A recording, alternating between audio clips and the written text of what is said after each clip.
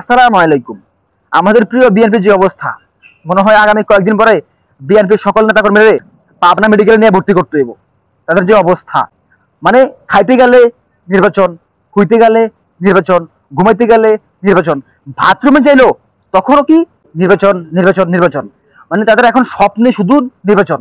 এখন আমার প্রশ্ন হচ্ছে, ভাইয়া, যেহেতু আপনারা এত বেশি পাগল হয়েছেন ভোটের জন্য, নির্বাচনের জন্য, তাহলে গত 16 বছর কেন আপনাদের প্রয়োজন হয় নাই? কেন হয় নাই? গত 16 বছর আপনারা কিভাবে ছিলেন? ভোট থেকে দূরে ছিলেন কিভাবে? 16 বছর আপনারা ছিলেন ক্ষমতার বাইরে, কিভাবে ছিলেন তখন? আপনাদের খাওয়া নাই, ঘুম নাই, নেতা কর্মীরা সারা দেশে যা করতেছেন। বিএনপি ছিল আমাদের এই জায়গায়, আমাদের হৃদয় ছিল। সেই বিএনপি এখন আমাদের মন থেকে উঠে গেছে। কেন? যে পরিমাণ চাঁদাবাজি, দখলবাজি, টেন্ডারবাজি যা আপনারা করতেছেন, মানুষ আপনাদেরকে কিভাবে পছন্দ করবে? আপনারা কি মনে করেন যে আপনারা ভোটে আসলে আপনারা ভোট পাবেন? এটা মনে করেন? এই আশা যদি করেন তাহলে আপনারা ভুলের মধ্যে আছেন। এখন দেশের সাধারণ মানুষ চায়, তারা তারা ভোট চায় না। তারা চায় এই সরকার আরো থাকুক। যেভাবে নিত্য প্রয়োজনীয় জিনিসের দাম কমতেছে, দেশে শান্তি আসতেছে, তাই মানুষ চাচ্ছে এই সরকার যাতে আরো 2-3 বছর থাকে।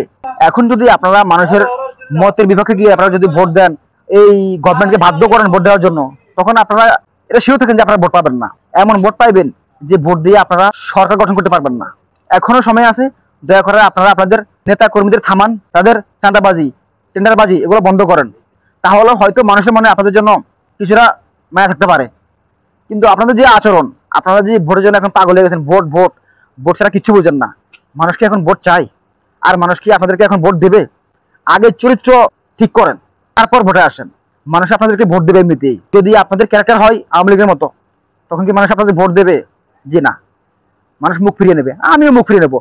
আমি নিজে একজন বিএনপির সমর্থক, কিন্তু 5ই আগস্টের পর থেকে বিএনপির যে আচরণ দেখতেছি আমি, আমার দিল থেকে উঠে গেছে বিএনপি। যা একটু আছে এটুকু ধরে রাখেন। এখন ভোট চাইেন না। এখন কোনো প্রকার সংস্কার ছাড়া কোনো প্রকার কোনো নির্বাচন চাইবেন না। এটা আপনাদের প্রতি আমাদের বিনীত অনুরোধ।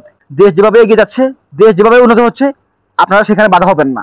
এটা আপনাদের প্রতি আমাদের রিকোয়েস্ট। নাহলে পরবর্তী আওয়ামী লীগের মতো আপনারা পস্তাবেন। Mind it.